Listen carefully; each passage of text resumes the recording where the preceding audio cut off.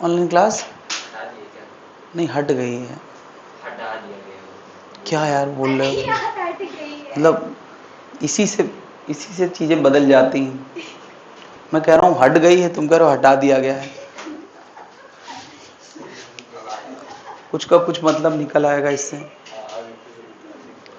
तो सॉलिड कोन का H/4 पे था, हॉलो कोन का H/3 पे है। सेंटर से बीचों बीच बेस वाले सेंटर से सॉलिड स्फीयर हॉलो स्फीयर का कितना होता है? ये होता है R/2 ऊंचाई बेस सेंटर से, और ये कितना होता है 3R/8। ये क्या ये रट सकते हैं? नहीं भी रटेंगे तो कोई दिक्कत नहीं, इतना इम्पोर्टेंट है नहीं।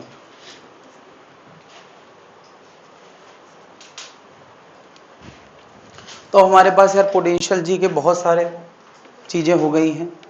ग्रेविटी की पोटेंशियल जी, स्प्रिंग की पोटेंशियल जी, और इतने सारे स्ट्रक्चर जो अभी अभी देखे हैं इनकी भी पोटेंशियल जी आ गई। कैसे आ गई? mg into y C O M. Centre of mass जितनी ऊंचाई पे होगा उसमें mg और मल्टीप्लाई कर दें तो पोटेंशियल जी आ जाएगी। यानी सोचो यार, एक रिंग को ऐसे वर्टिकल में खड़ा करके रखा गया है तो उसका पोटेंशियल जी कितना होगा? इसका u कितना होगा? 2r/पाई। इसका कितना होगा? mg into 4r/। अच्छा, इस रिंग को लिटा के रख दिया जाए तो, अरे लिटा के रख दिया जाए तो वो तो जीरो जमीन ही पे आ गया, और जमीन पे आ गया तो पोटेंशियल जी क्या होगी?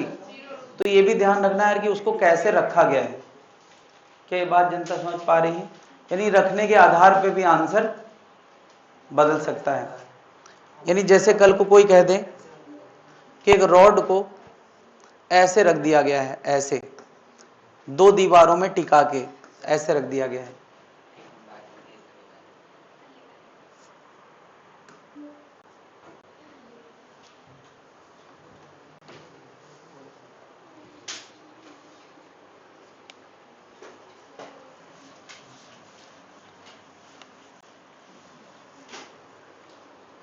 ये भी हो गया।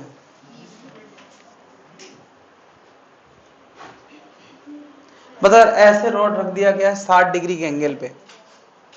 तो रॉड तो बहुत आसान चीज है, इसका सेंटर ऑफ मास तो सबको पता ही होता है, कम से कम इसकी उम्मीद की जा सकती है। कोई पूछे बताओ इस वक्त ये 60 डिग्री पे रखा गया है, m मास और l लेंथ का रॉड है। ये m, l मतलब इसका कोऑर्डिनेट नहीं है, m मास है और l लेंथ है। तो कोई पूछे यार जमीन को रेफरेंस मान लो, रेफरेंस मतलब u बराबर 0 मान लो। तो कोई ना भी बोले ना तो यही मानेंगे, और कुछ है ही नहीं हमारे पास रेफरेंस मानने को। तो जमीन को अगर रेफरेंस मान लिया जाए तो बता यार पोटेंशियल जी ऑफ रॉड इस वक्त कितनी है? बता पाओगे यार?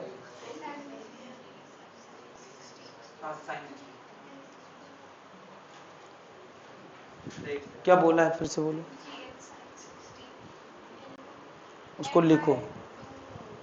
हाँ ऐसा कुछ।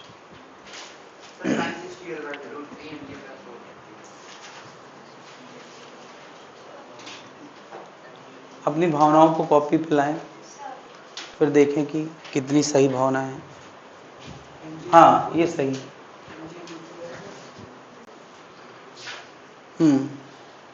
ठीक। तो यार ये रॉड, सोचो ये रॉड एकदम लिटा के रख दिया जाए, रॉड लिटा के रख दिया जाए जमीन पे तो पोटेंशियल जी क्या होगी? 0। एकदम ऐसे स्टैंडिंग पोजीशन पे रख दिया जाए तो पोटेंशियल जी कितनी होगी? mgl/2। ऐसे रखा गया है तो हमें देखना पड़ेगा कि इसका YCM कितनी ऊंचाई पे है, YCM कितनी ऊंचाई पे है। तो रखने के हिसाब से डिपेंड करेगा। हम लिटा के रख देंगे तो U 0 हो जाएगा, ऐसे खड़े करके रख देंगे तो mg इंटू l/2 हो जाएगा, है ना। और ऐसे तिरछा करके रख देंगे तो ये हाइट हमें जमीन से निकालना पड़ेगी। जी के लॉन्ग कितनी हाइट आएगी भाई? तो ये तिरछी लंबाई l/2 है, तो क्या ये लंबाई नहीं निकाली जा सकती? क्या लगाओगे? Sine theta is equal to YCM upon perpendicular upon hypotenuse l/2। तो YCM क्या आ गया? l/2 sign 60। तो यह आ जाएगा l/2 इंटू √3/2। तो ये आ गया √3L/4। तो पोटेंशियल जी क्या हो गया, mg इंटू √3L/4। यार अभी मैंने रॉड से ये क्वेश्चन पूछा है, सोचो जितने स्ट्रक्चर अभी तुमने पढ़े हैं उन सबको अजीब ढंग से रख दिया जाए तो उनका वाई निकालना एक मुद्दा हो सकता है। रखा नहीं जाएगा ऐसी उम्मीद नहीं करते हम लोग।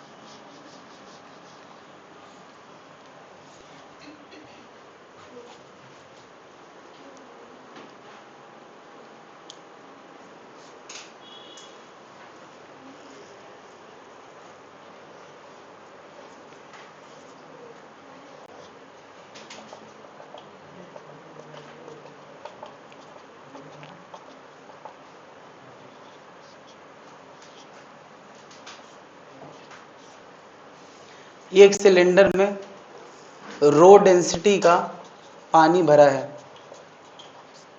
रो डेंसिटी का पानी भरा है पूरी एल ऊंचाई तक, या एचली लिख सकते हैं, और आर रेडियस का ही सिलेंडर है। तो जो सिंबल मैंने सामने दिए हैं तुम्हें, उन सिंबल में क्या potential energy of liquid water लिख सकते हो यार, कितनी होगी? जो सिंबल मैंने मेंशन किए उन सिंबल में पोटेंशियल जी लिख सकते हो?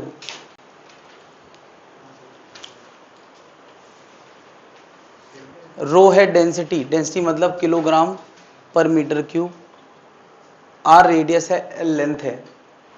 तो अगर पहले की कुछ समझदारी तुम्हारे पास है तो ये पोटेंशियल जी ऑफ वाटर लिख सकते हो इन सिलेंडर, जो सिलेंडर में है। और रेफरेंस क्या है, रेफरेंस क्या है, जमीन के लेवल को हम जीरो पोटेंशियल जी मान लेते हैं।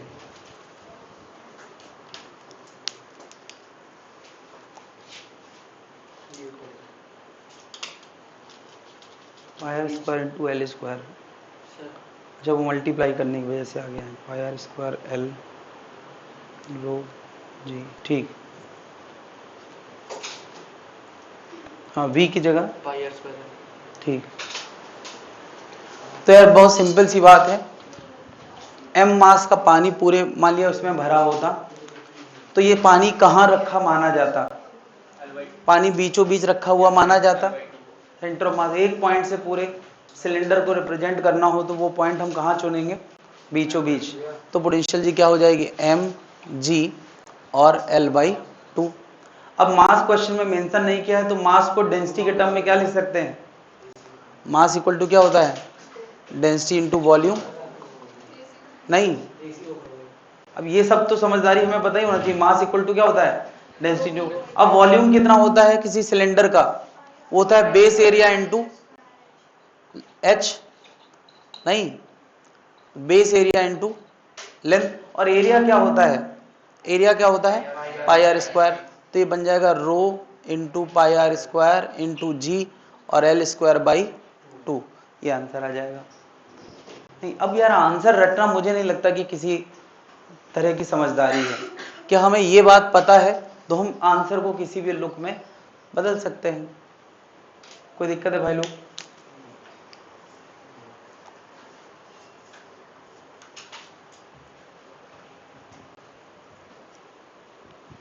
अभी थोड़ा देर पहले तुमने चेन की पोटेंशियल जी लिखी थी, पता ऐसी चेन है, एम मास की, एल लेंथ की, तो पोटेंशियल जी तुमने क्या लिखा था, एम जी इंटू L/2। अगर एम ना देके इसका लेमडा केजी पर मीटर दिया होता, क्या दिया होता, लेमडा केजी पर मीटर, तो यूं नहीं लिख देते, एम दिया ही नहीं, मान लिया एम दिया ही नहीं है तो बस एम की जगह क्या लिख दोगे, लेमडा एल इंटू जी इंटू L/2, तो हो जाएगा lambda G L square by. यार ये छोटे मोटे बदलाव करना, इसकी कोई लिमिट ही नहीं, कब राइटर के दिमाग में क्या क्रिएटिविटी जाग जाए। अभी अभी मेरे दिमाग में आया तो ये बन गया। थोड़े बहुत बदलाव करना सब आना चाहिए।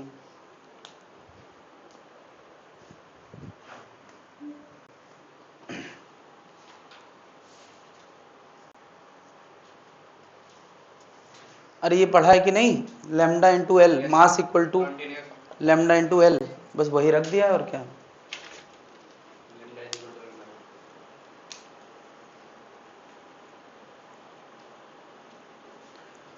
तो यार अभी तक जो डिस्कशन इतनी देर से चल रहा था उसको मैं रिप्रेजेंट करना चाहूँ तो बस ऐसे कह दूंगा वाई सी एम, यू बराबर क्या होता है एम जी वाई सी एम। क्या ये भी हमारी स्किल का हिस्सा हो गया है, एम जी इंटू वाई सी एम। पता नहीं इसमें क्या समस्या है।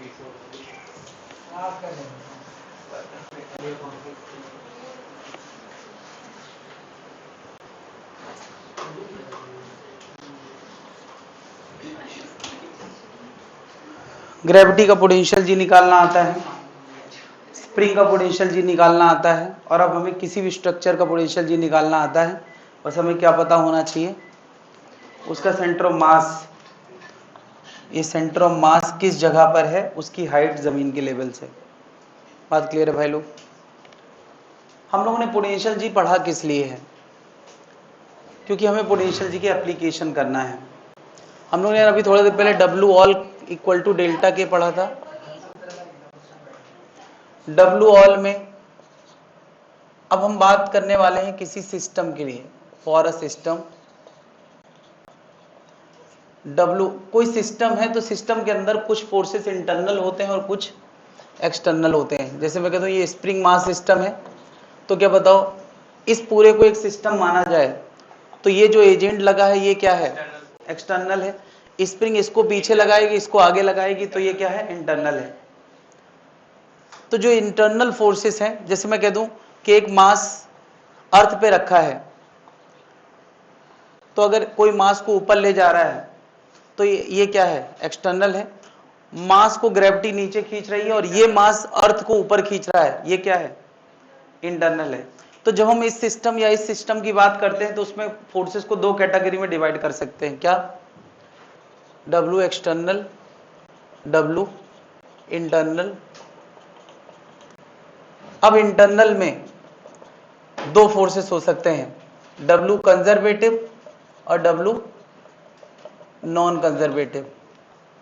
नहीं, कंजर्वेटिव फोर्स का जितना भी वर्कडन होता है, यानी फील्ड का वर्कडन, उसका नेगेटिव डेल्टा यू होता है। तो इसको डब्ल्यू को हम माइनस डेल्टा यू लिख सकते हैं। भाई डेल्टा यू इक्वल टू क्या होता है, माइनस डब्ल्यू, तो डब्ल्यू इक्वल टू क्या लिख सकते हैं, नॉन कंजर्वेटिव हमेशा लॉस कराता है। नॉन कंजर्वेटिव जो भी वर्कडन करता है किसी सिस्टम में वो हमेशा कैसा होता है, नेगेटिव होता है। नॉन कंजर्वेटिव ओवरऑल वर्कडन जो सिस्टम में करता है वो हमेशा कैसा होता है, नेगेटिव। तो जितना नेगेटिव, मान लिया माइनस 50 जूल आ गया तो मैं कहूंगा लॉस उसमें 50 जूल का हो गया। माइनस 50 जूल वर्कडन है तो माइनस और जो मैग्नीट्यूड आया उसको क्या लिखेंगे, लॉस। तो यार एक थ्योरम बनने वाली है, आगे नहीं यार ये कैसे आया थोड़ी देर में हम भूल जाएंगे। डब्ल्यू एक्सटर्नल इक्वल टू क्या, delta K plus delta you plus loss. नहीं, बहुत इंपॉर्टेंट थ्योरम है, इसको थोड़ा हम और पर्टिकुलर कर रहे हैं। अगर लॉस ना हो, मतलब only conservative forces are there, forces are there, तो डब्ल्यू एक्सटर्नल क्या होगा किसी सिस्टम में, delta K plus delta U. अच्छा डेल्टा के का मतलब है चेंज इन, डेल्टा यू का मतलब है चेंज इन, तो दोनों का चेंज हो गया ना एक तरह से। तो इसको हम क्या, डेल्टा ऑफ मैकेनिकल एनर्जी लिख सकते हैं। तो यार एक थ्योरम बन गई क्या, कि बाहर की दुनिया से किसी सिस्टम में जो वर्कडन किया जाता है वो किसी सिस्टम की ओवरऑल मैकेनिकल एनर्जी चेंज करता है। नहीं, तो अभी समझो यार जरा, ये theorem W all is equal to delta K, ये हमेशा वैलिड है। W external equal to change in mechanical energy, ये किसी सिस्टम के लिए वैलिड है। पहली बात तो ये किसके लिए, फॉर अ सिस्टम, जिसमें एक्सटर्नल फोर्स जितना वर्कडन करेगा वो उस सिस्टम की टोटल मैकेनिकल एनर्जी चेंज करेगा। अब मैकेनिकल एनर्जी में क्या, या तो काइनेटिक चेंज करेगा, या तो पोटेंशियल चेंज करेगा, या तो दोनों चेंज करेगा। बात क्लियर है। यानी अगर इस सिस्टम में कोई अचानक से फोर्स लगा रहा है तो या तो ब्लॉक को काइनेटिक एनर्जी देगा, या तो स्प्रिंग में पोटेंशियल जी स्टोर कराएगा, या तो दोनों कराएगा। क्या इस लाइन का मतलब समझ में आ रहा है? अब इसको थोड़ा और पर्टिकुलर करते हैं। अगर W एक्सटर्नल भी 0 है और लॉस तो 0 है ही है, तो ये पता है क्या आ गया यार? मैकेनिकल जी समझ रहे हो क्या होता है? मैकेनिकल जी होता है, हम लोग आमतौर पे E से डिनोट करते हैं। ME का मतलब है मैकेनिकल एनर्जी। मैकेनिकल एनर्जी दो चीजों का सम होता है। किसका किसका? K और U का। मैकेनिकल जी हमेशा क्या होता है? K और U का सम। तो K का चेंज डेल्टा, U का चेंज मतलब क्या? मैकेनिकल एनर्जी का चेंज। बात क्लियर है? तो अब मुझे बता, अगर W एक्सटर्नल 0 है तो चेंज इन मैकेनिकल एनर्जी भी क्या होगा? 0 होगा। इसका मतलब क्या हुआ?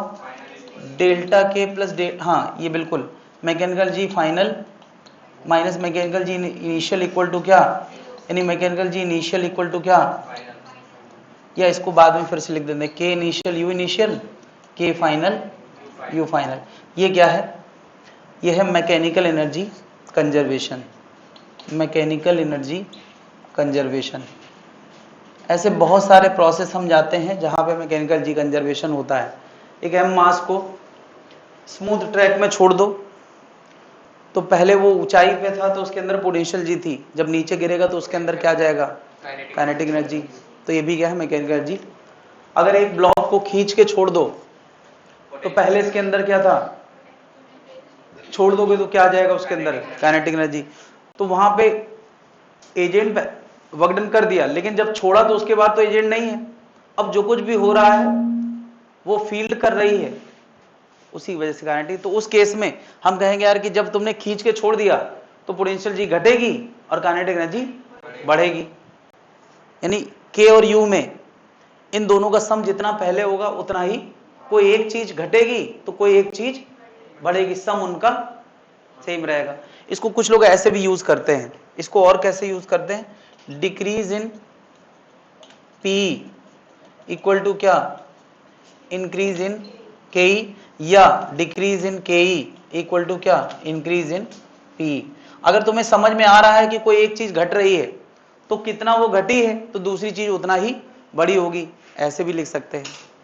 तो यार वर्क एनर्जी थ्योरम के डिफरेंट फॉर्म सामने आ गए यार। वर्क एनर्जी थ्योरम चली थी यहां से, W all equal to delta K, ये हमेशा एक ट्रू स्टेटमेंट है। लेकिन अब हम कह रहे हैं किसी सिस्टम में, on a system, external force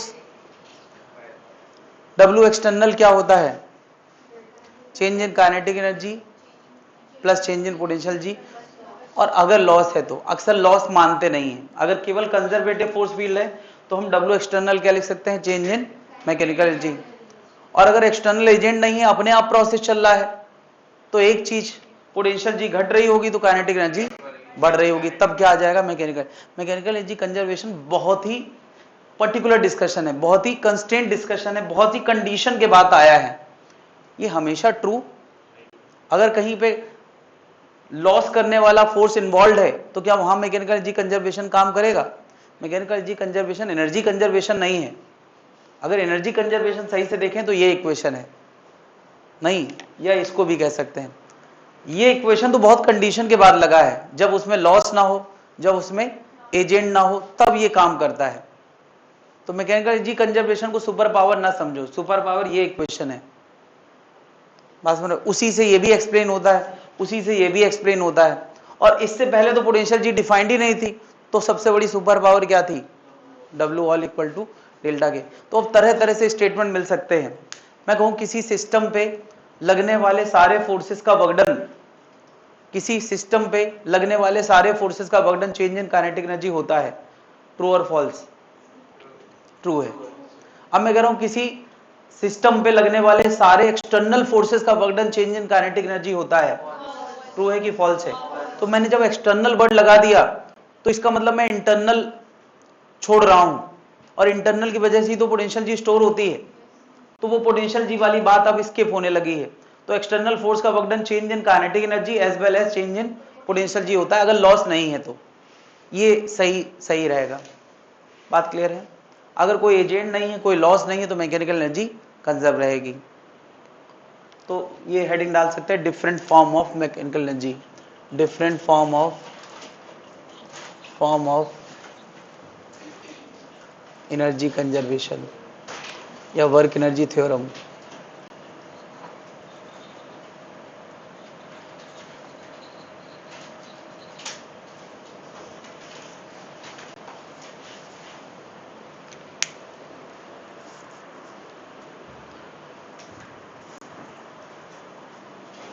एक पानी बॉटल हुआ करती थी, कौन हाईजैक कर लिया है? ठीक, दूसरी भी है।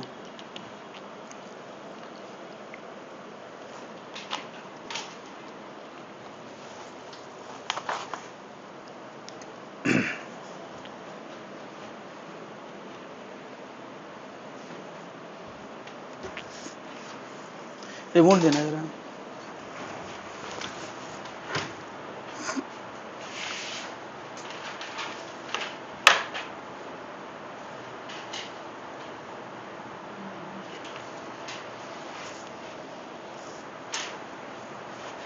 इसमें ये यहाँ से ये करते हो नियर फार।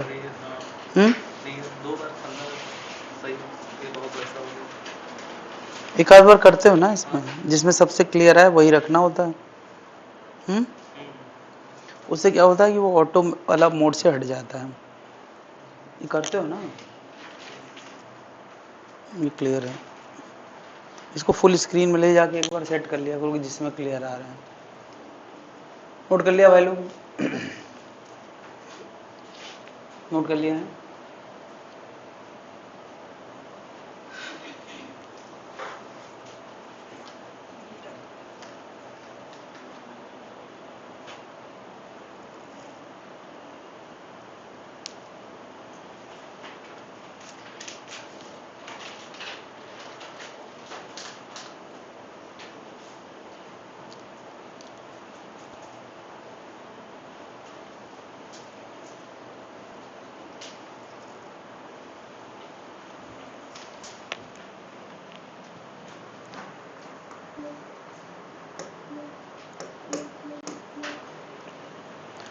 तो भी यार हम लोगों ने इस मैकेनिकल एनर्जी कंजर्वेशन के इस इक्वेशन पे कुछ क्वेश्चंस करे हैं। इस इक्वेशन पे तो आएंगे ही नहीं, ये बस समझने भर के लिए है। किस पे आ सकते हैं? इस पे आ सकते हैं, ज़्यादा संभावना इसी की है। और एक और इस पे, इधर देखो जरा, अगर कोई कह दे रेस्ट टू रेस्ट का मामला है, मतलब डेल्टा के क्या हो गया? 0 हो गया, और लॉस है ही नहीं। लॉस भी क्या है? यानी केवल कंजर्वेटिव फोर्सेस आर देयर, है ना। यहां से आ जाते हैं, क्या बता, ये हमने पढ़ा था W external equal to change in mechanical energy. Change in mechanical energy में क्या क्या होता है? Delta K plus delta you. अब कोई अगर इसमें एक और बात कह दे, रेस्ट से रेस्ट का मामला है, क्या कह दे? रेस्ट से रेस्ट का मामला है, तो बताओ रेस्ट से रेस्ट के मामले में इन दोनों में और क्या जीरो हो जाएगा? डेल्टा के जीरो हो जाएगा, तो W एक्सटर्नल इक्वल टू क्या आ जाएगा? खैर ये बात हम पहले ही लिख चुके हैं। देखो जरा, अब हमने उल्टा लिखा है बस। हम लोगों ने डेल्टा यू की डेफिनेशन क्या लिखी थी? W बाई एजेंट, किसी सिस्टम में वो एक्सटर्नल एजेंट ही तो होता था। तो अब मैं उल्टा लिख रहा हूं, W एजेंट इक्वल टू क्या? तो कभी कभी ऐसा क्वेश्चन पूछा जाएगा कि एजेंट ने कितना वर्क डन किया, ये बताओ। अगर रेस्ट से रेस्ट कोई चीज शिफ्ट करी है तो तुम्हें बस डेल्टा यू निकालना, और यू पे हमने काफी कमांड कर ही लिया है, यू निकालना तो हमें आ ही गया है। अब अगर हमें यार यू निकालना आ गया है तो या तो क्वेश्चन इस कैटेगरी का होगा, रेस्ट से रेस्ट, या एक कैटेगरी होगी पहले मोशन ज्यादा होगा और मोशन स्लो हो रहा होगा। मोशन स्लो मतलब काइनेटिक एनर्जी डिक्रीज कर रही है, तो पोटेंशियल जी। या दूसरी कैटेगरी, तीसरी कैटेगरी क्या होगी कि पोटेंशियल जी डिक्रीज कर रही होगी और मोशन फास्ट हो रहा होगा, यानी काइनेटिक एनर्जी बढ़ जाएगी। तो यार तीन category of question based on work energy. पहला कैटेगरी क्या है? रेस्ट टू रेस्ट, ये मैं पोटेंशियल जी एप्लीकेशन पे बातें कर रहा हूं, एप्लीकेशन ऑफ पोटेंशियल एनर्जी। तो पहली कैटेगरी है रेस्ट टू रेस्ट, दूसरी कैटेगरी है स्लो टू फास्ट, या अक्सर रेस्ट टू मोशन होता है, या दूसरी क्या हो सकती है फास्ट टू स्लो, यानी मोशन टू रेस्ट, एक ही बात हो गई यार, है ना। तो यार स्लो टू फास्ट है, इसका मतलब कि काइनेटिक एनर्जी बढ़ी है, पोटेंशियल जी घटी है ना। रेस्ट टू रेस्ट है मतलब, यानी इसके लिए हमें कौन क्या लगाना होगा, W external equal to delta U लगाना होगा। अगर स्लो टू फास्ट हुआ है तो हम क्या लिखेंगे, decrease in P, increase in Ke लगाएंगे नहीं। और अगर फास्ट टू स्लो हुआ है तो हम कहेंगे decrease in Ke equal to क्या, इंक्रीज इन P। इतने तरह की कैटेगरी के क्वेश्चन बनाए जा सकते हैं, स्प्रिंग को लेके, ग्रेविटी को लेके, या किसी भी चीज को लेके, जिनकी पोटेंशियल जी हम निकाल सकते हैं। अब यार इस टॉपिक में तो हमने यार या तो स्प्रिंग की बात करी है, या तो ग्रेविटी की बात करी है, या किसी और सिस्टम की ग्रेविटी की बात करी है, बस दो ही पोटेंशियल जी की बात इस टॉपिक में करी है।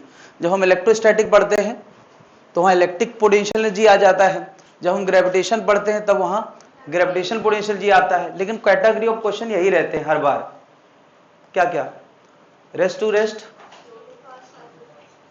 या फास्ट टू स्लो। इनके अलावा किसी भी टॉपिक में कोई वर्क एनर्जी का क्वेश्चन नहीं होता है, पोटेंशियल जी वाले क्वेश्चन। तो वहां भी देखोगे इसी पे मैंने प्रैक्टिस कराई थी जब ग्रेविटेशन पढ़ा था, या जो लोग पढ़ने वाले हैं वो पढ़ेंगे। जब हमने इलेक्ट्रोस्टैटिक पढ़ा था वहां भी इन्हीं तीन कैटेगरी पे क्वेश्चन किए थे, और जब वर्क पावर एनर्जी पढ़ रहे हैं तो यहां भी इन्हीं तीन कैटेगरी पे क्वेश्चन होंगे।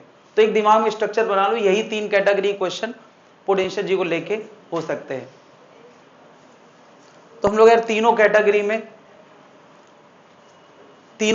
में क्वेश्चन करने वाले हैं, ठीक है।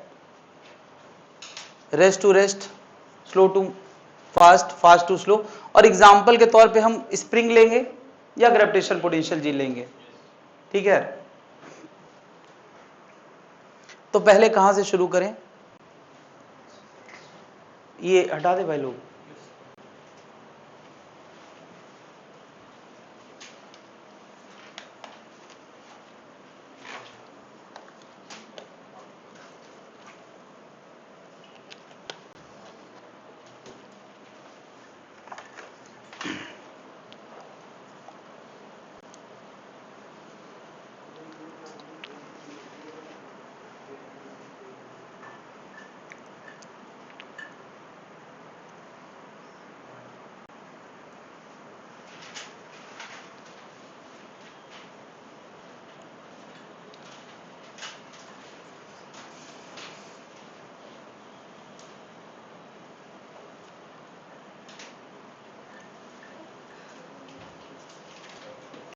तो सबसे यार पहली कैटेगरी,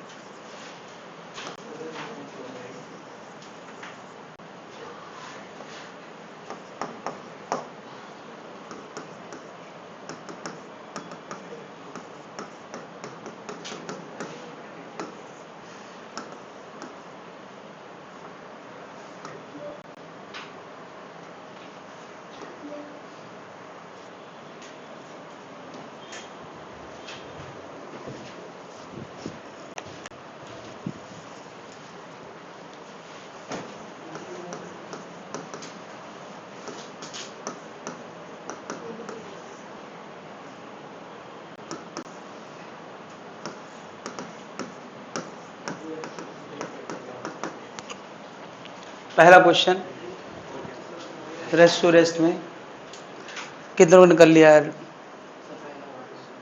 हो गया यार?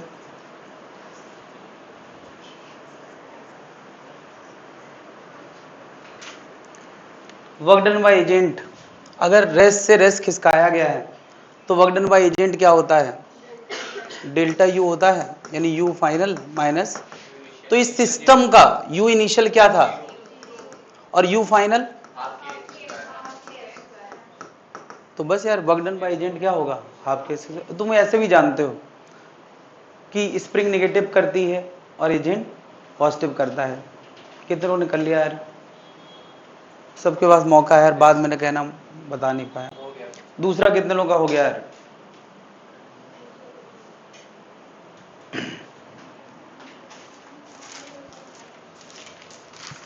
कहाँ किया? किया नहीं, अपने आप हो गया। अच्छा बोल रहे हो।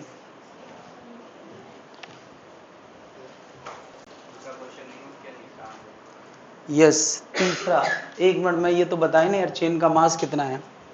ये m मास और l लेंथ की चेन है, m मास और l लेंथ की चेन है।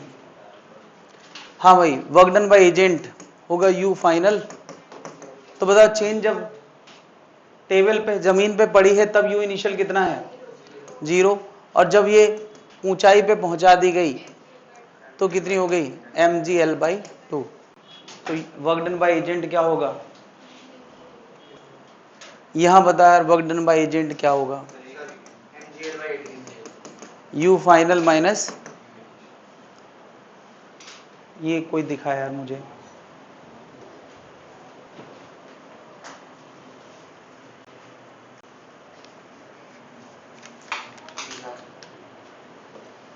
ठीक,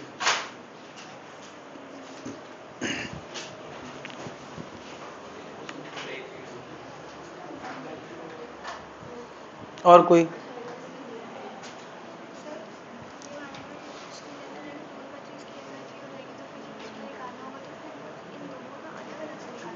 अच्छा बताओ, जो टुकड़ा टेबल के ऊपर रखा है उसकी पोटेंशियल जी में कोई फर्क नहीं पड़ेगा, तो बस तुम्हें यह सोचना चाहिए कि इतना हिस्सा ऊपर उठा दिया गया है, बस उसकी पोटेंशियल जी में क्या फर्क पड़ा है वो सोचना, उसके बारे में सोचना ही बंद कर दो। क्या उसकी पोटेंशियल जी में कोई फर्क पड़ा है? अरे इसकी पोटेंशियल जी जितनी पहले थी उतनी बाद में भी रहेगी। क्या ये बात नहीं समझ पा रहे हैं यार? यू फाइनल यू इनिशियल में तुम चाहो तो इसको भी शामिल कर लो, मगर कोई फायदा नहीं है, इसकी पोटेंशियल जी में कोई फर्क, जब इस लटके हुए टुकड़े को ऊपर पहुंचा गया है तो बस लटके हुए टुकड़े की पोटेंशियल जी कितनी बदल गई वो सोचना है। अच्छा तुम ये मत सोचो यार पहले कितनी थी, वरना वो तुम इसको 0 मानोगे तो तुम पहले इसको निगेटिव कहना पड़ेगा। नहीं, तुम ये सोचो यार डेल्टा यू का मतलब होता है M G into delta H, तो डेल्टा वाई सी एम, एम जी इंटू डेल्टा वाई सी एम, इसके सीएम में कितनी ऊंचाई का अंतर आया? तो यार इसका सीएम पहले कहां था? यहां था, और जब चेन टेबल पे रखी जाएगी तो वो इस ऊंचाई पे आ जाएगा, तो कितना अंतर आना है इसकी ऊंचाई पे? यार l/3 चेन है, जबकि उसका सेंटर ऑफ मास कहां होगा? बीच में होगा, तो YCM चेंज इन YCM आएगा l/6। लेकिन यार इस टुकड़े का मास कितना होगा? यार l लेंथ का मास m है, तो l1 लेंथ का कितना होगा? m/l, तो l/3 लेंथ का कितना होगा? 3m/l।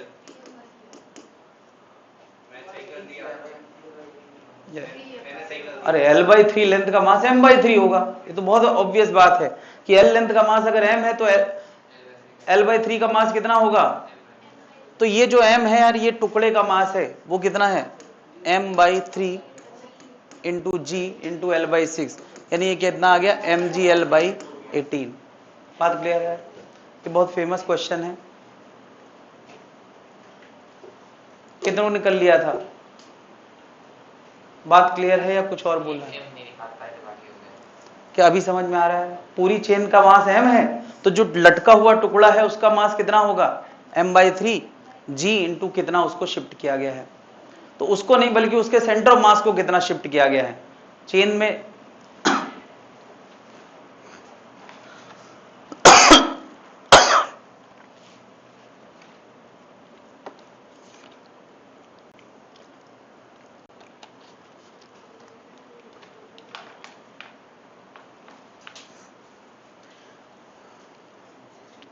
क्या इलेक्ट्रोस्टैटिक में भी ऐसी बातें होती थी, दो चार्ज पहले r दूरी पे रखे गए थे, फिर r/2 पे रखे गए, तो पहले की पोटेंशियल जी माइनस बाद की पोटेंशियल जी, यही तो करते थे रेस्ट से रेस्ट में।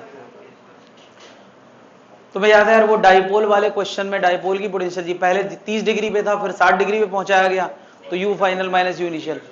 अगर तुम ध्यान से देखो तो पूरी मैकेनिक्स का पैटर्न वही पैटर्न आगे कंटिन्यू रहा है, उसमें कुछ नई बात हमने करी नहीं है। क्या बात जोड़ पा रहे हैं? हटा दे भाई, यानी आगे तक यही पैटर्न रहेगा। तो हमने अभी कौन सी बातें करी हैं? रेस्ट से रेस्ट वाली, रेस्ट से रेस्ट वाली। एक बात मुझे और याद आ रही है, एक m मास का ऑब्जेक्ट है और इसमें F का फोर्स लगा है, F का फोर्स लगा है, तो x मैक्स बताना है, x मैक्स बताना है। एक कांस्टेंट फोर्स लगा है तो x मैक्स बताना है। मुझे बताओ ये सिस्टम के लिए ये लगाया जा सकता है कि नहीं? हाँ हाँ, रेस्ट टू रेस्ट है, ये रेस्ट था और ये भी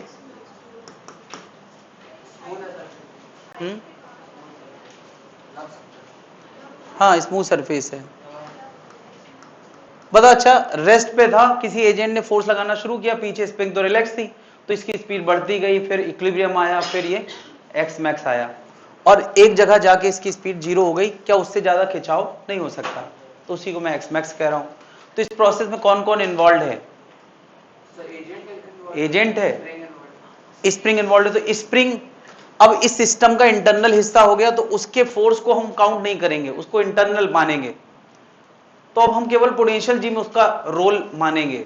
अब एजेंट का स्प्रिंग के वगडन की बात नहीं करेंगे। यार अभी किसी को ये कंफ्यूज कर सकता है कि सर स्प्रिंग भी तो वगडन कर रही है, तो अब उसके वगडन को हमने पोटेंशियल जी बोलना शुरू कर दिया है, अब उसको वगडन में शामिल करने की जरूरत नहीं है। चलो मैं इसको दोनों तरीकों से बता रहा हूं, जब तक हमने पोटेंशियल जी नहीं पढ़ा था तब कैसे करते, और अब जबकि पोटेंशियल जी पढ़ लिया तब कैसे करेंगे।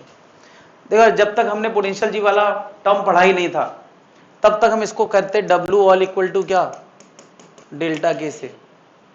तो डेल्टा के क्या है, W ऑल में क्या क्या है, एजेंट और स्प्रिंग।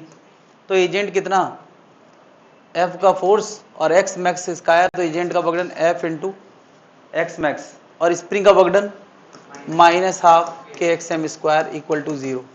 ये पुराना तरीका है, लेकिन अब नया तरीका हम लोग, जब से हमने पोटेंशियल जी वाला यूजिंग पोटेंशियल जी अगर यही काम करना हो तो क्या करोगे, W एक्सटर्नल इक्वल टू क्या होता है, डेल्टा U। तो W एक्सटर्नल यही तो एक्सटर्नल एजेंट है, उसने कितना वगडन किया, F इंटू एक्स मैक्स, और डेल्टा U कितना, U final minus U initial. तो U फाइनल कितना हो गया, और शुरू में क्या था 0, तो ये बना। क्या ये लाइन और ये लाइन अलग है क्या, सेम है।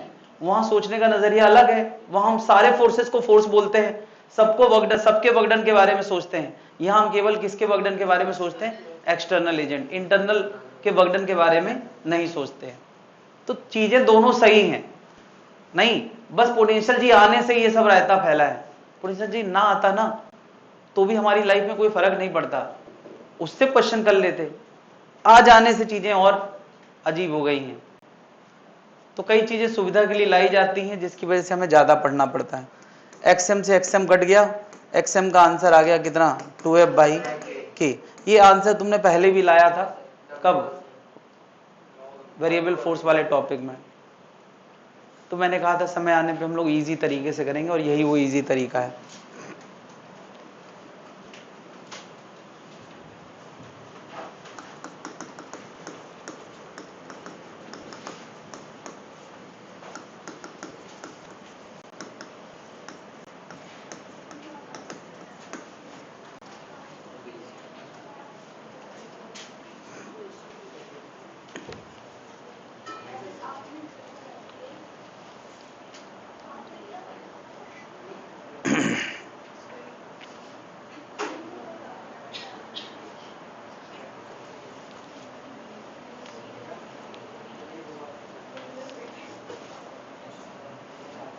या तो बना लो या तो छुपा लो।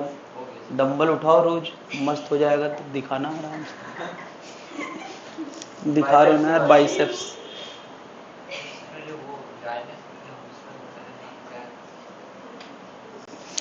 या तो बना लो या तो छुपा लो। अभी बिना बनाए दिखाने का क्या मतलब है?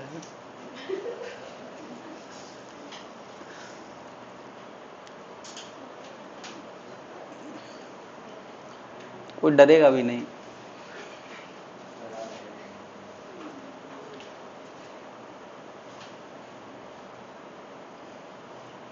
हाँ भाई, नोट कर लिया यार।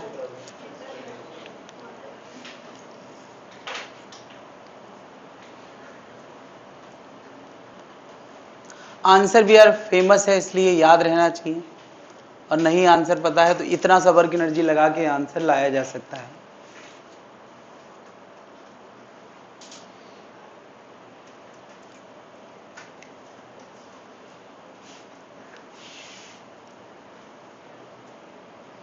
नोट कर लिया भाई लोग?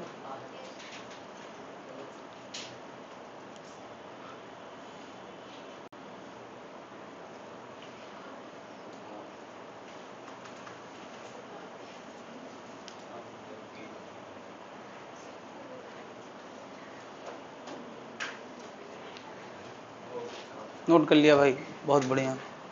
ये हटा दे यार। अब मैं बात करने वाला हूं slow to fast. Slow to fast या समटाइम रेस्ट से मोशन। एक स्प्रिंग को कंप्रेस करके रखा गया है, कंप्रेस्ड बाई एक्स नॉट, और एक मास को उसके खिलाफ ले जाके किसी ने ऐसे दबा के छोड़ दिया। बता जैसे ही छोड़ेगा तो स्प्रिंग रिलैक्स होने की कोशिश करेगी, और थोड़ी देर बाद इस मास के अंदर क्या आ जाएगी? वेलोसिटी आ जाएगी। तो क्वेश्चन है, find velocity when spring get relaxed. Find velocity when spring get relaxed. Get relaxed. चलो यार, ये एक क्वेश्चन क्या लगाना चाहिए यार इसमें हमें? इसमें काइनेटिक एनर्जी बढ़ी है और पोटेंशियल जी कम हुई है। भाई स्प्रिंग के अंदर पहले पोटेंशियल जी थी, और जब वो रिलैक्स हो गया तब कोई पोटेंशियल जी नहीं, पहले थी बाद में नहीं है। तो हमें सीधे सीधे क्या लिखना चाहिए? यहाँ के इनिशियल से अच्छा लगता है मुझे, decrease in potential energy, increase in kinetic energy. क्या बात समझ में आ रही? पहले पोटेंशियल जी कितनी थी? हाफ के एक्स स्क्वायर, बाद में कितनी हो गई? तो कितना डिक्रीज हुआ? हाफ के। यार जब डिक्रीज वर्ड आ जाता है तो किससे किसको घटाना है इसका कंफ्यूजन खत्म हो जाता है। हमेशा ज्यादा से कम को घटाया जाता है। नहीं तो यहां क्या लिखोगे? हाफ के एक्स स्क्वायर इतनी घटी। इंक्रीज इन काइनेटिक एनर्जी, तो पहले तो ये रुका ही हुआ था रेस्ट पे, और बाद में कितना आ गया? तो किससे किसको घटाना है? कोई कंफ्यूजन नहीं है, ज्यादा से कम को घटाना है। तो half m v square minus 0। क्या समझ गए यार? इसमें कंफ्यूजन होने चाहिए, यहां पॉजिटिव आया तो यहां भी पॉजिटिव आएगा। तो क्या v का आंसर नहीं आ गया? कितना आ गया? हाफ हाफ खत्म, v का आंसर आएगा root k by m into x naught. क्या बात समझ में आ गई है? कोई दिक्कत है भाई?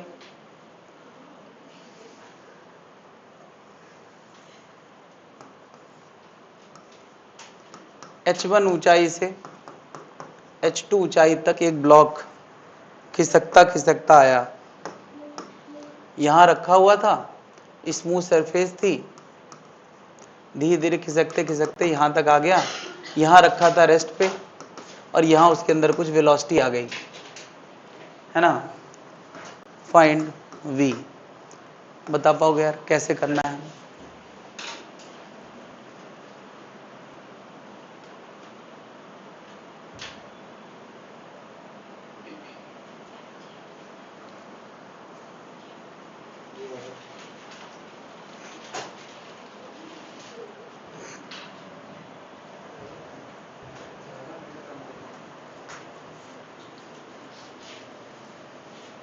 ठीक,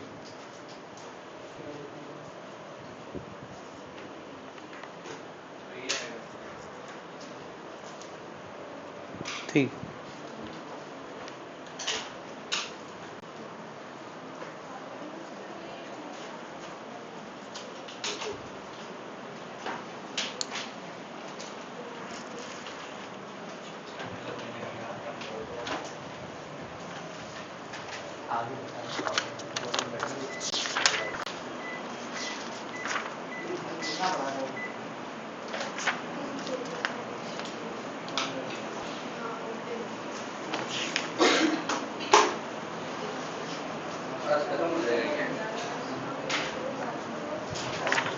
अभी तो पावर है।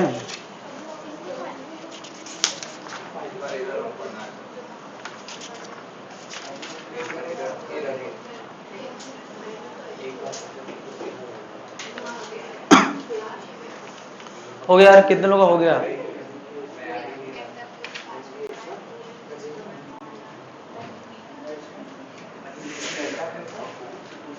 मैंने H तो कहीं यूज ही नहीं किया है। एक जगह H1 लिखा है, एक जगह H2 लिखा है। जी भी तो कॉमन आ ही जाएगा। हाँ, तो बता यार क्या करना है? Decrease in P is equal to क्या? इंक्रीज इन के।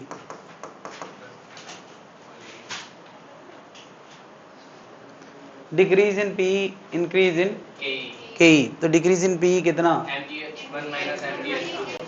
MgH1 पहले था और MgH2 बाद में हो गया, तो ज्यादा से कम घटा देना है।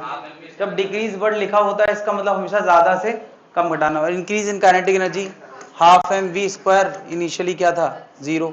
तो v इक्वल टू कितना आ गया? √2g H1 -H2। अगर H2 0 होता तो आंसर कितना आ जाता? √2gh। यानी किसी h ऊंचाई के ट्रैक से, मान लिया क्वेश्चन ऐसे रहा होता कि ये m मास का ब्लॉक h से गिराया गया है, तो बताओ यहाँ v कितना आएगा? तो इस केस में v कितना हो जाएगा? √2gh। ये बात हम बचपन से जानते हैं। क्या एक m मास सीधे h गहराई पे गिरा दिया जाए तो उसको बॉटम में कितना वेलोसिटी मिलने वाला है? अगेन वही 2gh। ये हम वर्क एनर्जी से बड़े आराम से एक्सप्लेन कर सकते हैं। बात क्लियर है?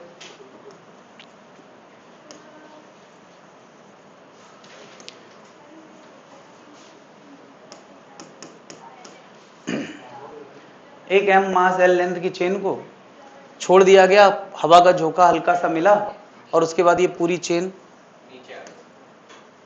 v स्पीड से नीचे गिरने लगी थोड़ी देर बाद। तो जब आखिरी कड़ी ने टेबल को छोड़ दिया है ना, उस समय वेलोसिटी बताना है। Find velocity v of chain when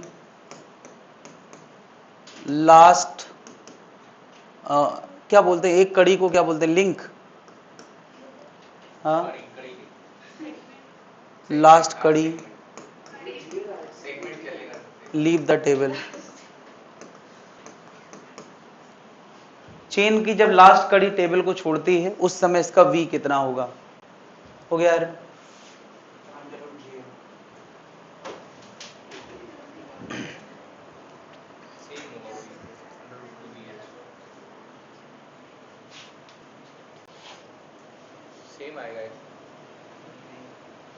कोशिश करो कि देखने क्यों लगती है सोल्यूशन? सोल्यूशन देखने मैं आऊंगा या तुम देखोगे? हाँ ठीक।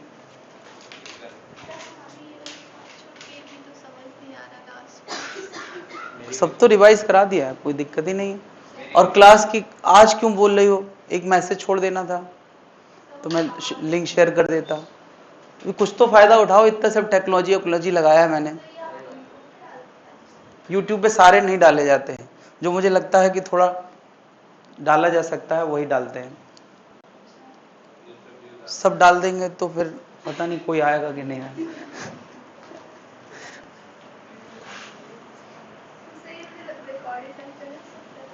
सारे? हाँ मिल सकता है, मैसेज छोड़ो।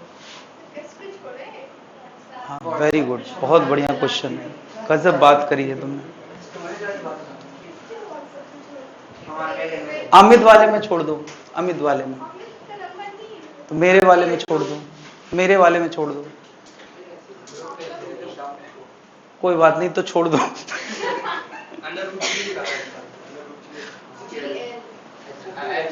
हाँ भाई, तो ये बताओ चेन पहले पूरी टेबल पे थी, अब कहां आ गई, कितना नीचे आ गई, अपने लेंथ के बराबर। अरे यार, चेन है कहां, चेन उसके सेंटर ऑफ मास पे यहां है और अभी यहां आ गई है। कोई चेन को अगर एक डॉट से रिप्रेजेंट करना हो तो कहां रिप्रेजेंट करोगे, उसके सेंटर ऑफ मास से। तो चेन कितना नीचे आ गई, तो L/2 नीचे आ गई ना भाई। तो डिक्रीज इन पोटेंशियल जी कितना हो गया, mg/L/2, और इंक्रीज इन के half mv² minus 0, increase in K. तो क्या v का आंसर कितना आ गया, कितने लोग आ गया यार, यार ये एक्सपेक्टेड नहीं है। आज ही तो हमने पढ़ा यार कि potential G centre of mass से रिप्रेजेंट होगी। तो सेंटर ऑफ मास पहले यहां था, अभी यहां आ गया, तो कितना नीचे आया, L/2 नीचे आया, तो पोटेंशियल जी mg/L/2 की घटी इज इक्वल टू क्या, कोई दिक्कत है भाई लोग। तो ये सारे एग्जाम्पल क्या थे, रेस्ट से मोशन वाले, स्लो से फास्ट वाले। मोशन से रेस्ट वाले क्वेश्चन मैं चाहता हूं तुम्हें यहीं दिखा दूं, क्यों वही बातें बार बार घुमा फिरा के करी जाएं। मुझे बताओ, अगर मैं इस ब्लॉक को v की वेलोसिटी दे दूं तो पूछूंगा इसका x मैक्स बताओ, तो यही आंसर आएगा, बस x निकालना है तो बाकी उधर कर दो। अरे नहीं, अगर मैं v स्पीड दूंगा तो तुम क्या लगाओगे, डिक्रीज इन के that is half mv², increase in P that is half के x², तब भी तो यही लाइन बनेगी। तब एक चीज घटेगी, तब काइनेटिक एनर्जी घटेगी और पोटेंशियल जी। यहां मैं कह दूं कि इस ऑब्जेक्ट को v की वेलोसिटी से छोड़ा जिससे जस्ट ऊपर जाके पहुंच गया, तो पूछा जाए कितनी वेलोसिटी देके छोड़ूं जिससे ऊंचाई पे पहुंच जाए। तो यार v गिवन हो गया, नहीं v गिवन हो गया, क्या मैंने पूछा है कि कितनी वेलोसिटी से छोड़ें, ओके कितनी वेलोसिटी छोड़ें, तो v अननोन हो गया, तो फिर से यही आंसर आएगा। नहीं, यहां मैं कह दूं कि चेन यार ऐसे नीचे लटकी थी, अब इसको ऊपर कैसे करें यार, तो इसको ऊपर नहीं कर पाएंगे, मतलब अब इसको कोई इतनी स्मूथली ऊपर थोड़ी चढ़ा देगा यार। हाँ चलो इसको रहने देते हैं, इसमें क्वेश्चन प्रैक्टिकल है, v वेलोसिटी दे दें जिससे ये ऊपर पहुंच जाए, तो भी क्या यही काम करेंगे कि नहीं, तब पोटेंशियल जी बढ़ेगी और काइनेटिक एनर्जी घटेगी। क्या इस तरह की बातें नहीं हो सकती। चलो एक क्वेश्चन कम से कम मैं पूछ लेता हूं,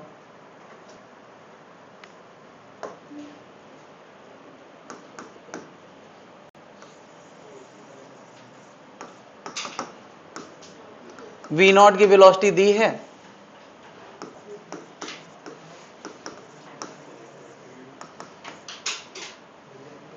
तो बता यार इसका मैक्सिमम कंप्रेशन कितना होगा। ये किसी x0 से कंप्रेस कर गई है और कंप्रेस होने के बाद वेलोसिटी क्या हो गई है, तो मैक्सिमम कंप्रेशन ऑफ स्प्रिंग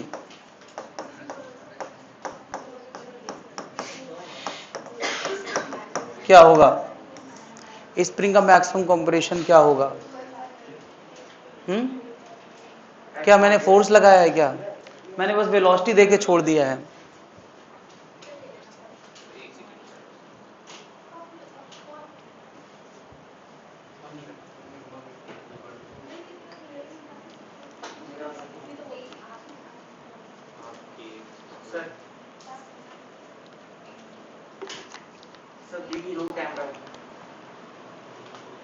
हो गया यार, तो क्या करना है, डिक्रीज इन व्हाट, क्या घटा है, पहले मोशन था और बाद में खत्म हो गया, और क्या बढ़ा है, इंक्रीज इन पोटेंशियल जी। तो डिक्रीज इन काइनेटिक एनर्जी कितना, हाफ mv² और हाफ के x², बिल्कुल वही लाइन आएगी। x0 का आंसर क्या आएगा, √m/k, समझ गया यार। तो अब हर बात को उल्टा करके करने से क्या फायदा।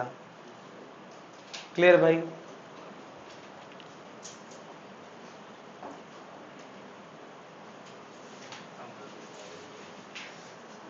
चलो यार एक और क्वेश्चन याद आ गया है।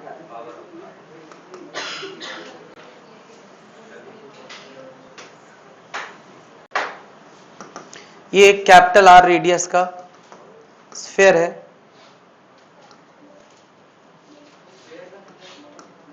यहां एक स्मॉल एम मास और स्मॉल आर रेडियस का स्फीयर छोड़ दिया गया है ताकि ये स्वतः ही नीचे चला जाए।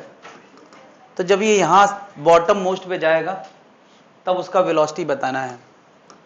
फाइंड, अच्छा ये मोशन टू रेस्ट हो गया, रेस्ट टू मोशन हो गया, कोई बात नहीं, पिछले वाले का ही सही। Find velocity v not at bottom.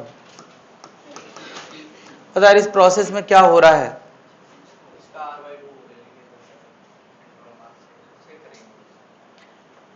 चलो यार अपने मन से करो फिर मैं बताऊंगा।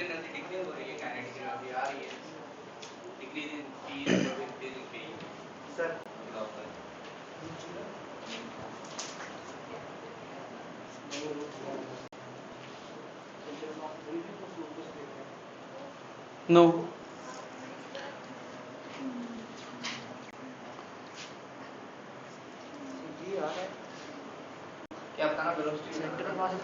लोग कंफ्यूज हैं अभी यार।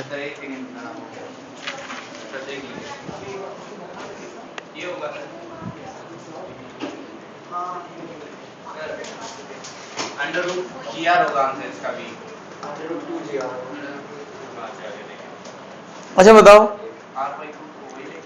इसका सेंटर मास पहले इसी लेवल पे था और अभी सेंटर कहां चला गया, नीचे। तो ये कितना नीचे चला गया, ये capital R minus small R नीचे गया है। और ज्यादा क्लियर कट बात करें, आमतौर पे स्मॉल आर निग्लेक्ट कर दिया जाता है, लेकिन अगर क्वेश्चन में दिया है इसका मतलब वो निग्लेक्ट कराना नहीं चाहते हैं। अगर निग्लेक्ट नहीं कराना चाहते तो बताओ, अच्छा ये सेंटर, पहले सेंटर इस लेवल पे था और अब सेंटर कितना नीचे चला गया, कैपिटल आर माइनस आर नीचे चला गया। और ये सेंटर ऑफ मास का यहाँ क्या रोल है, इसके सेंटर ऑफ मास का यहाँ कोई रोल नहीं है। क्या ये बात दिख रही सबको। तो क्या लगाना है यहाँ पे, क्या पोटेंशियल जी घट रही है और काइनेटिक एनर्जी, तो क्या लगाना है, decrease in P increase in K. तो डिक्रीज इन पी कितना हो गया यहां से यहां तक, एम जी into capital R minus small R. देखो अगर स्मॉल आर 0 होता, कोई बात ही ना करता कि उसकी रेडियस है भी, तो हम यही मान के चलते कि वो कहां चला गया, कैपिटल आर नीचे चला गया।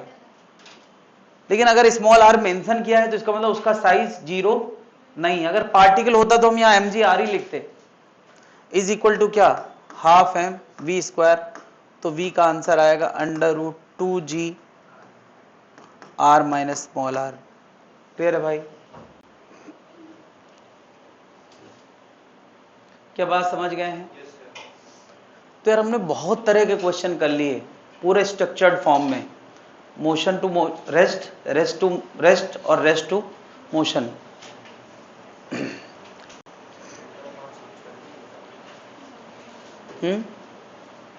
पूरा टॉपिक वहां लिखा हुआ है यार, अब तक का जो भी मैथमेटिकल स्टोरी है।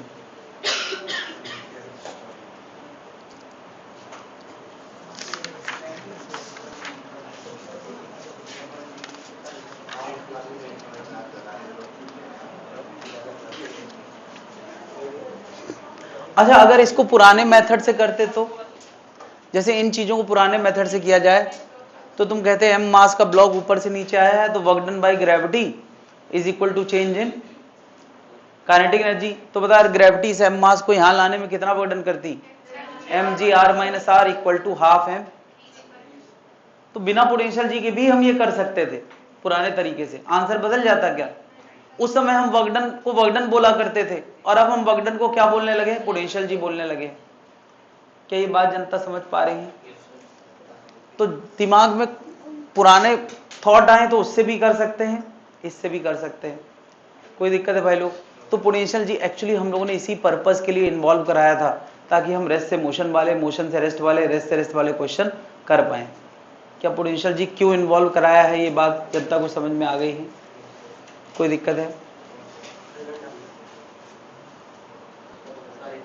हाँ, कुछ नहीं समझ में आया?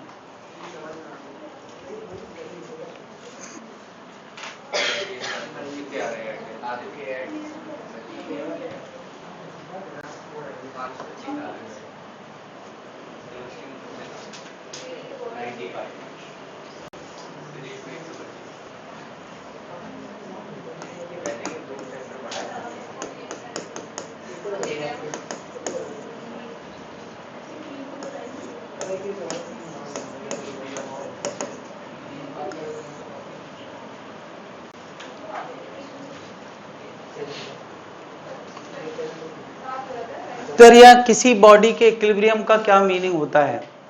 इक्विलिब्रियम का मतलब होता है उस बॉडी पे लगने वाला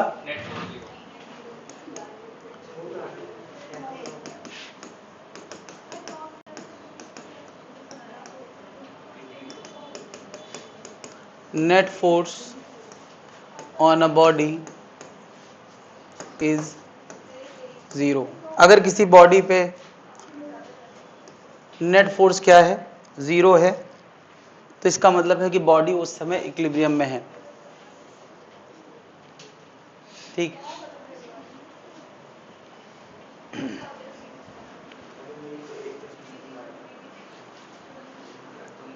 हो गया? क्या रह गया?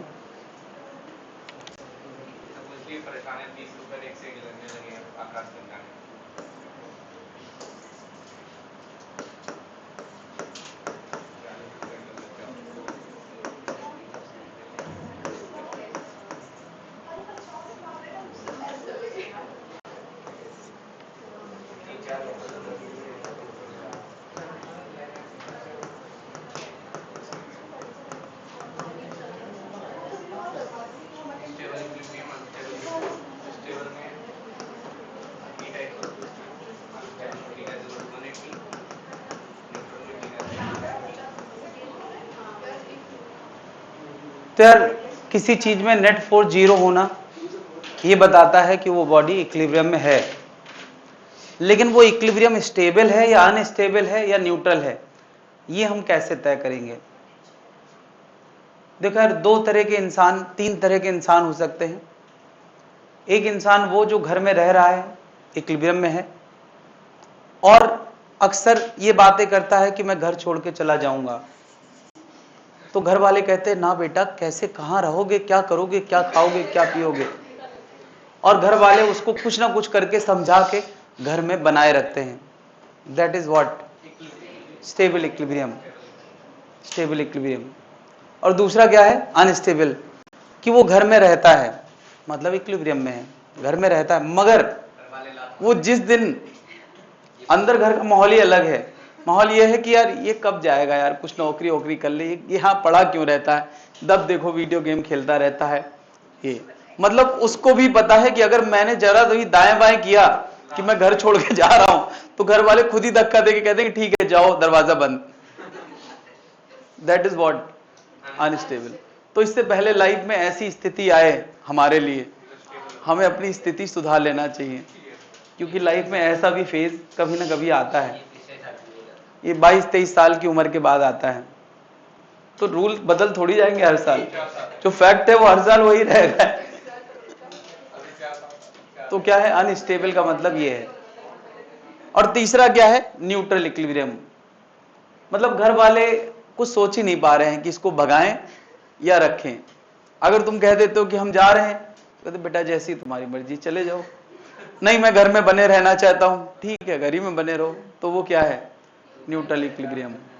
तो यार ये बात समझने के लिए हम लोग, चलो यार मैं इस ब्लॉक की बात कर रहा हूं, एम मास का ब्लॉक है, और ये एक स्प्रिंग के जरिए बंधा है,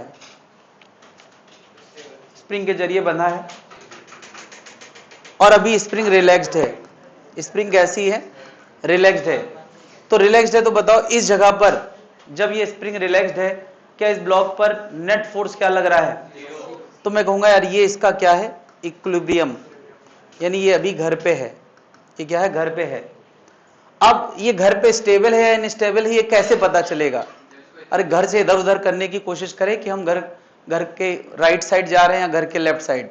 तो इसने क्या अपने आप को थोड़ा घर से दूर ले जाके देखा कि घर वाले बुला रहे हैं कि नहीं, थोड़ा सा अपने आप को राइट ले जाके देखा, क्या होगा बताओ? अरे क्या स्प्रिंग खींचेगी और स्प्रिंग कहेगी ना बेटा घर में बने रहो, बाहर जाने की जरूरत। यानी यार एक्स राइट था तो एफ कैसा था? एफ कैसा था? लेफ्ट था। एफ कैसा था? लेफ्ट था। तो इसका मतलब कि ये इक्विलिब्रियम में वापस बुलाया जा रहा है। अगर यही ब्लॉक को हम कंप्रेस करके छोड़ दें ऐसी स्थिति में, यानी एक्स लेफ्ट, तब क्या होगा? ये अपनी इक्विलिब्रियम छोड़ के थोड़ा सा लेफ्ट चला गया है, तो बताओ स्प्रिंग इसको धक्का कहां देगी? क्या फिर से यार एक्स लेफ्ट है तो फोर्स कहां है? राइट है। तो यार इन दोनों बातों से क्या पता चल रहा है कि ये अपनी इक्विलिब्रियम पोजीशन पे है और वो स्टेबल है। स्टेबल पता करने के लिए थोड़ा दाएं बाएं करना पड़ेगा, तभी पता चलेगा स्टेबल है या नहीं है ना? तो खतरा है भाई, ऐसा भी हो सकता है स्टेबल ना हो, बाद में पता चले और तुम्हें हमेशा के लिए इक्विलिब्रियम छोड़ना पड़ जाए। बात क्लियर है? तो कहीं ना कहीं दाएं बाएं करने से पहले सोच लेना चाहिए कि कुछ भी हो सकता है। क्या ये बात क्लियर हो गई है? मैं कुछ और बोलूं तो अनस्टेबल इक्विलिब्रियम क्या है? अनस्टेबल को समझने के लिए मैं यहाँ एक पॉजिटिव चार्ज रख रहा हूँ, ये पॉजिटिव चार्ज, और सेंटर पे मैं क्या रख रहा हूँ? एक निगेटिव चार्ज। ठीक है, ज्यादा लोगों ने चार्ज के बारे में नहीं पढ़ा है, मगर इतना भी नहीं, कम पढ़े लिखे नहीं हो तुम लोग, है ना? बता यार, क्या ये पॉजिटिव इस निगेटिव को अट्रैक्ट कर रहा होगा और ये भी अट्रैक्ट कर रहा होगा? क्या अगर ये बीचों बीच रखा है बिल्कुल सेंटर पे, तो बता इस क्यू चार्ज और एम मास की स्थिति इस समय कैसी है? ये क्या है? इक्विलिब्रियम में है। यानी ये पोजीशन इसकी क्या है? Equilibrium position. यानी ये घर में है, ये घर में है। अब इसने क्या किया? दाएं बाएं करना शुरू किया। ये क्या किया? थोड़ा सा राइट खिसका, ये चेक करने के लिए मेरी स्थिति घर में है क्या। ये सिस्टम है यार, ये पॉजिटिव पॉजिटिव अपनी जगह है, ये कहीं नहीं, ये तो है। तो ये निगेटिव थोड़ा दाएं गया, तो बता ये पॉजिटिव अब इसके करीब आ गया, तो इसका फोर्स बढ़ जाएगा और इसका फोर्स घट जाएगा, तो नेट कहां आ जाएगा? नेट कहां गया? राइट। तो बता तुमने इसको राइट खिसकाया और नेट भी कहां गया, तो अब क्या ये लौट पाएगा? यानी मैं कह सकता हूं एक्स राइट तो एफ नेट भी कहां है? राइट। तो क्या इसका भविष्य क्या है? अब ये घर पे वापस लौट नहीं सकता, नहीं। इसी तरह से अगर इसी प्लस प्लस के इफेक्ट में ये लेफ्ट चला जाए तो क्या होगा? यार इसका अट्रैक्शन बढ़ जाएगा और इसका अट्रैक्शन कम हो जाएगा, तो नेट में कहां चला जाएगा? लेफ्ट। क्या ये इक्विलिब्रियम में वापस लौटेगा? क्या बीच वाली लाइन में वापस लौट नहीं पाएगा। तो यार एक्स राइट पे एफ राइट है और एक्स लेफ्ट पे एफ कैसा है? लेफ्ट है। तो ये फिर कौन सा हो गया? अनस्टेबल। क्या जनता समझ पा रही है? अब सोचो यार इसमें कोई फोर्स ही नहीं है, बस एम मास का ब्लॉक यहां रखा है, इक्विलिब्रियम पे है, कोई फोर्स ही नहीं यार इस पे। इसको कोई उठा के यहां रख दे तो क्या होगा? वहीं रहेगा। यानी एक्स राइट तब भी एफ क्या? तब भी एफ जीरो है ना? और एक्स लेफ्ट किसका आगे रख दिया जाए तब भी एफ क्या है? जीरो है। तो ये इसका मतलब क्या हो गया? ये न्यूट्रल इक्विलिब्रियम है। तो यार अभी हमने फोर्स के जरिए समझाने की कोशिश करी है कि इक्विलिब्रियम स्टेबल है या अनस्टेबल है। इसको एनर्जी के जरिए भी समझा जाता है। तो एनर्जी के जरिए कैसे? अगर मैं U वर्सेस एक्स ग्राफ बनाऊं, इसका U वर्सेस एक्स ग्राफ बनाता हूं, तो U वर्सेस एक्स ग्राफ कुछ इस तरीके का बनेगा, ऐसा ऐसा अगर U वर्सेस एक्स ग्राफ है, ये तुम्हें बड़े जल्दी समझ में आ जाएगा। मुझे बताओ कि जब ये मास इधर राइट खिसकेगा तो इस स्प्रिंग मास सिस्टम की एनर्जी कम हो जाएगी। जब रिलैक्स है तब ज्यादा है या अभी ज्यादा है? बढ़ जाएगी। जब रिलैक्स है तब जीरो बोली जाती है, तो जब खिंच गया तो बढ़ गई, जब कंप्रेस हो गया तब भी बढ़ गई। क्या कंप्रेस करते समय एनर्जी नहीं बढ़ती क्या? यार कैसे समझाऊं मैं? तो यार क्या एक्स राइट पे भी पोटेंशियल जी बढ़ रही है? एक्स राइट तो यू इंक्रीज किया है और एक्स लेफ्ट तो भी यू इंक्रीज किया है, पोटेंशियल जी बढ़ रही है।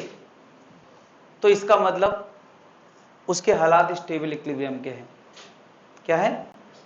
अगर कभी ग्राफ देके तुमसे पूछा जाए ये ग्राफ स्टेबल इक्विलिब्रियम का है या अनस्टेबल का, तो बता दोगे यार ये स्टेबल का है। कुछ लोग इसको ऐसे याद रखते कि एक गेंद इसमें रख दो, गेंद को थोड़ा खिसकाओ तो वापस आ जाएगी इधर। ये केवल याद रखने की टेक्निक है, ऐसी कोई चीज है नहीं। ये तो ग्राफ है, ग्राफ में गेंद रखोगे क्या? कोई ट्रैक थोड़ी है। एक्स खिसकाओगे तो बॉल वापस आएगी। तो फिर यार इसका ग्राफ कैसा बनेगा? यू वर्सेस एक्स, इसका उल्टा कटोरा बनेगा। मतलब गेंद ऊपर रखो, थोड़ा खिसकाओ तो भी लुढ़क जाए। ये याद रखने का तरीका है। मतलब क्या है? एक्स राइट ऑफ इक्विलिब्रियम तो यू घट रहा है, एक्स लेफ्ट ऑफ इक्विलिब्रियम तो भी यू घट रहा है। तो ये क्या हो गया? अनस्टेबल। और न्यूट्रल इक्विलिब्रियम में अगर यू वर्सेस एक्स ग्राफ कोई बनाएगा तो सिंपल लाइन बनेगा। मतलब एक्स राइट पे भी यू सेम, एक्स लेफ्ट पे भी you same, x right you same, x left you same. समझ गया? क्या हम 4 से भी तय कर सकते हैं और अब पोटेंशियल जी से भी तय कर सकते हैं।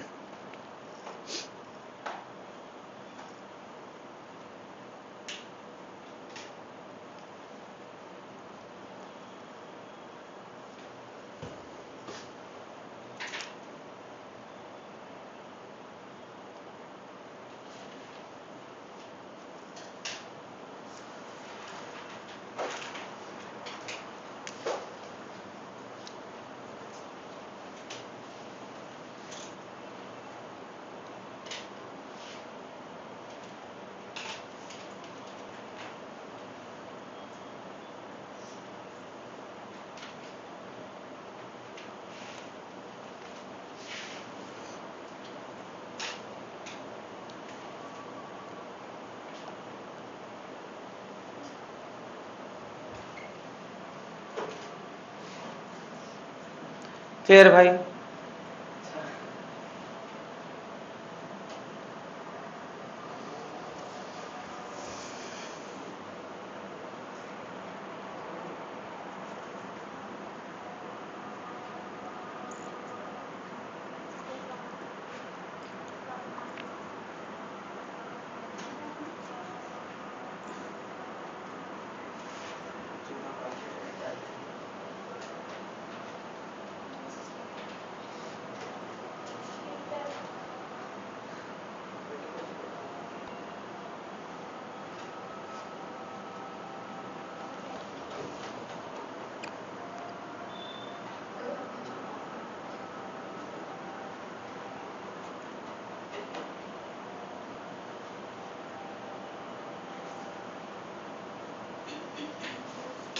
क्लियर है भाई?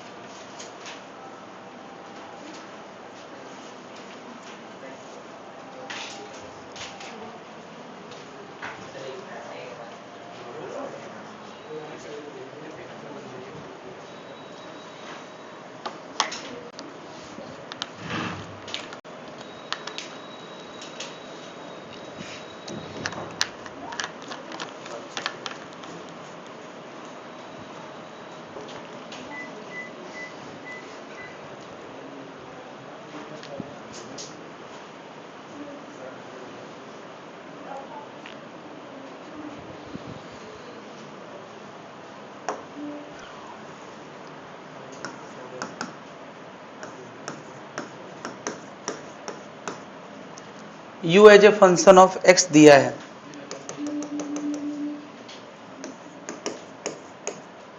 ये u as a function of x दिया है। क्या u अगर x y z के फंक्शन में दिया हो तो उसकी मदद से f लाया जा सकता है। तो बता फोर्स ऑन बॉडी क्या होगा? तुम्हें याद है फोर्स लाने का तरीका होता था minus del u by del x i cap, del u by del y j cap. अब यार आई लिखने की जरूरत मुझे नहीं लग रही है, जब केवल एक ही लाइन का डिस्कशन है एक्स लाइन का, तो बस del u by del x minus लिख के छोड़ दो तो क्या आ जाएगा, फोर्स आ जाएगा। क्या आएगा, माइनस इसका डिफरेंशियल 2 माइनस 8x। मैं थोड़ा डेटा चेंज कर दूं चलेगा यार, इसको मैं 4 कर रहा हूं और इसको मैं 2 कर रहा हूं, थोड़ा गंदा डेटा नहीं चाहिए यार, बढ़िया डेटा लाना है। तो ये कितना आ गया, 4 माइनस 4x।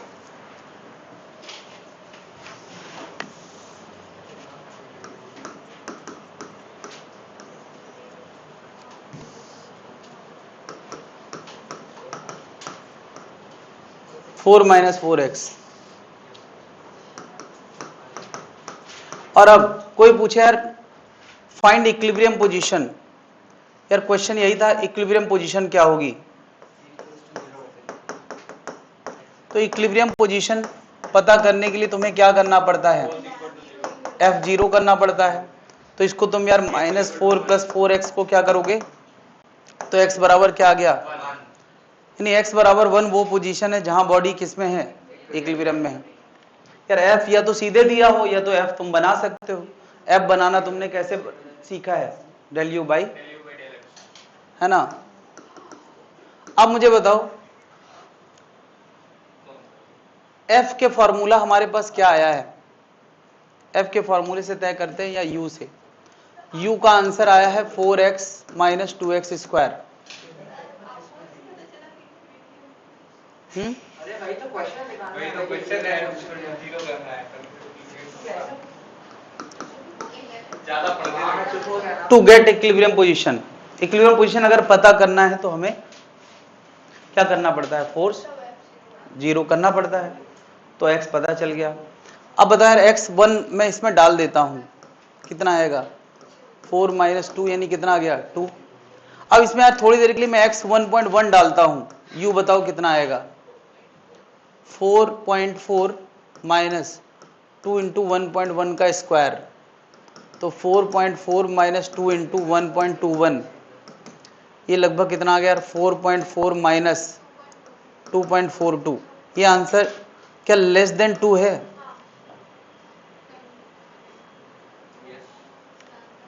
भाई 4.4 में से 2.4 घटा होता तो 2 आता, 2.42 घटा है तो 2 से 1.98 कम आएगा। चलो अब मैं x इक्वल टू 0.9 डालता हूं, तो u कितना आएगा 4 इंटू 0.9 माइनस 2 इंटू 0.9 का स्क्वायर, कितना आ गया है 3.6 माइनस 2 इंटू 0.81, 3.6 माइनस,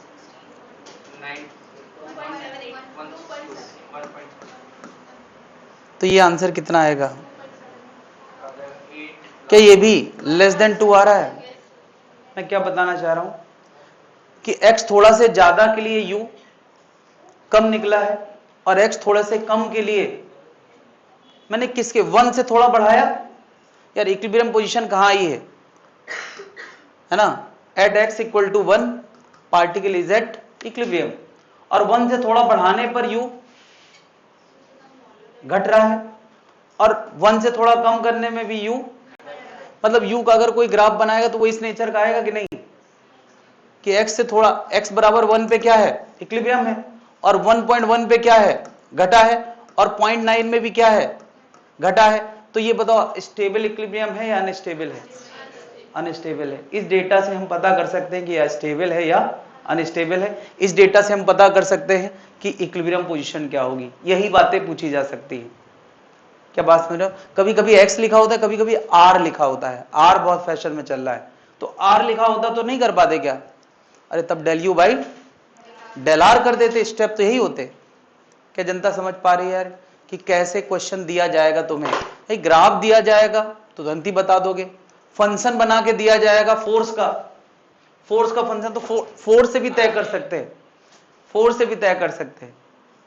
जैसे बताओ यार ये फोर्स का आंसर है, इसको मैं थोड़ा लिख रहा हूं, F बराबर 4x माइनस 4 है कि नहीं। मुझे बताओ x बराबर 1 डालोगे तो F कितना आएगा, जीरो आएगा, इक्विलिब्रियम है। x बराबर 1.1 डालोगे तो f कितना आएगा? 0.1, यानी कैसा आया है? पॉजिटिव। x बढ़ाया यार, x कैसा है? इक्विलिब्रियम से थोड़ा आगे है, तो फोर्स कैसा आ गया? यानी x राइट तो फोर्स भी यार 1.1 का मतलब क्या हो गया? राइट, तो फोर्स भी कैसा आया है? 0.4 आएगा, ठीक है, पॉजिटिव आया ना। अब मुझे बताओ x लेफ्ट डालते हैं, यानी क्या? 0.9, यानी क्या? लेफ्ट, तो f क्या आएगा? 4 इंटू 0.9 माइनस 4 कितना आ गया?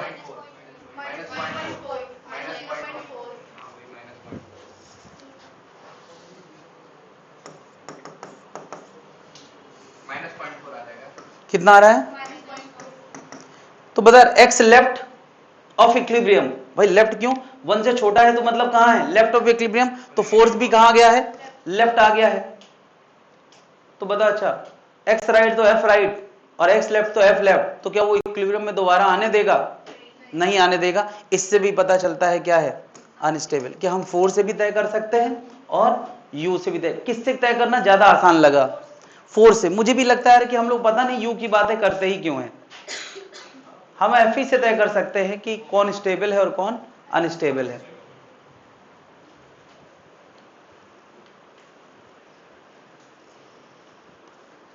जनता समझ गई है या कोई दिक्कत है? ठीक, तो आज इतना ही रखते हैं। अगली क्लास में पावर स्टार्ट होगा और खत्म भी हो जाएगा। वर्क, एनर्जी और पावर, पावर अगली क्लास में खत्म हो जाएगा।